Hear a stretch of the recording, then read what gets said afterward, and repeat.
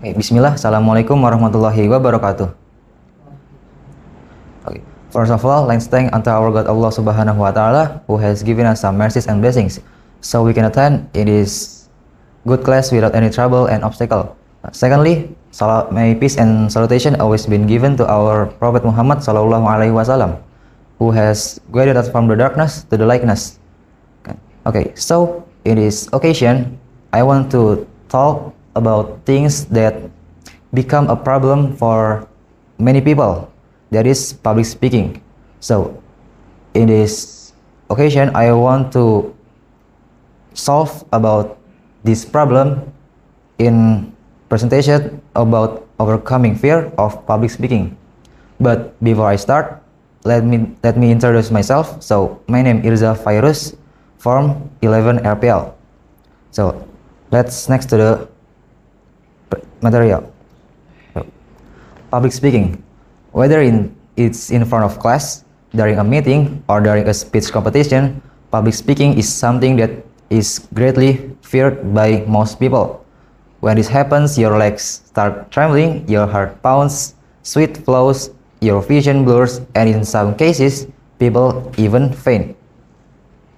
And from the data, top 10 most common fears, public speaking is the fiercest things that people have. And public speaking, fear than heights, insects, snakes, and other animals, even drowning. Public speaking is the fiercest things in a lot of people. And this data I take from a YouTube channel that Kok Bisa.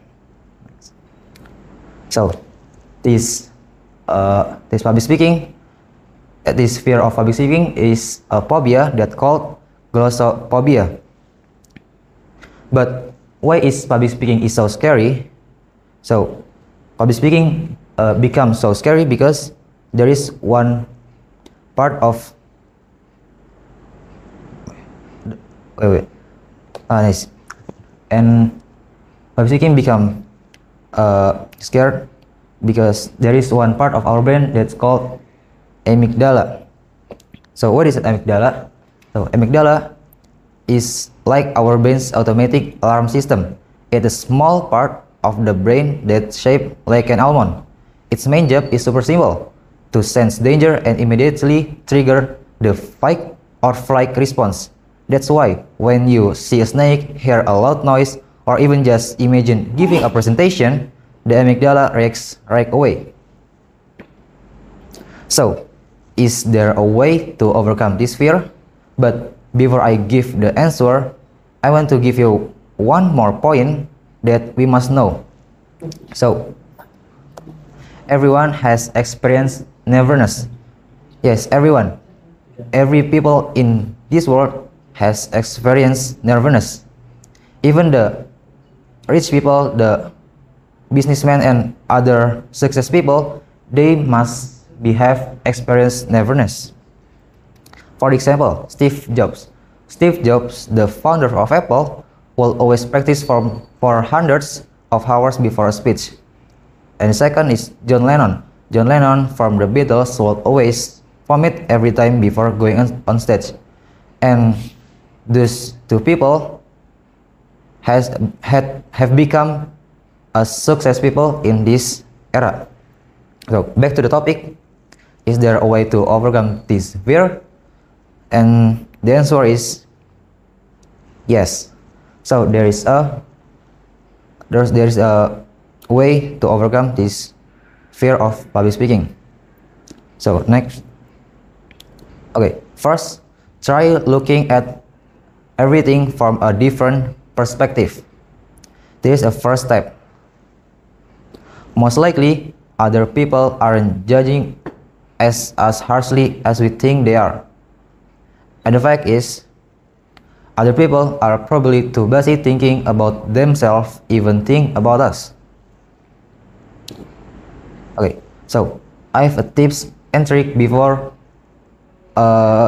before go to presentation. So I make from the before a performance, at the performance and after the performance. Okay, so there is a step before a performance. Next, first understand the material. Don't just memorize it. Don't try to memorize the entire script. It will make you panic if you forget a single word. Just master the key points and the flow. Okay, for example, tomorrow is your speech schedule, and your teacher give you a topic about IT. So how to make the presentation easy? And this is a first step. Understand the material. So if you want to make the presentation easier, you need to understand the material. Okay, so you need to learn more about IT if your topic is IT, and or your teacher give another topic. So imagine if your presentation about things that you don't understand, it will hard, because if you panic or you forget a word, you don't know the topic, you don't understand the material, and this will become more panic. Okay, next is practice. Repeat your material over and over until you feel comfortable. You can record yourself or practice in front of a mirror. Okay. Next, controlled breathing. Practice deep breathing techniques.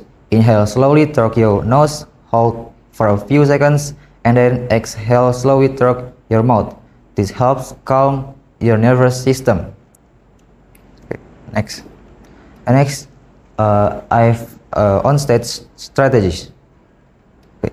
Next, okay, when you come to the stage, first step is focus on the audience, not yourself.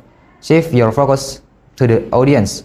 Look them in the eye and try to genuinely speak to them. So when you speak, try to not see like you see your like another things, and try to see the audience, look at the eye. Okay. If you cannot do that, you can try to see their head. Next is interacting. These will shift the focus away from yourself and make you feel more connected, thereby reducing anxiety. Okay, next, and then is after performance. So there is a strategy to after your presentation. Okay, next is celebrate your success. Regardless for the outcome, you've taken a step out of your comfort zone. Give yourself some credit. So after the presentation, you can celebrate your success, maybe like healing or like touring to another place that because it's a very fun and can relaxing your panic before. Okay. Next is evaluate and improve. Identify what went well and what could be improved for the next time. Consider every presentation as a valuable experience for continuous growth. Okay. Next. Okay. Before I closing, so the conclusion is the most important thing is wherever we are and whatever our profession, we will always face public speaking situations, and at that moment we only have two choices: run from a fear or take a deep breath and face it. Okay, thank you very much. I hope you can get helpful knowledge from this presentation, and special thanks for people who I take the data is Kok Bisa, Teddy Talks, Jason Stanley. What is the last? Wait. The last is mau di Ayunda. Oke. Selesai. Wassalamualaikum warahmatullahi wabarakatuh.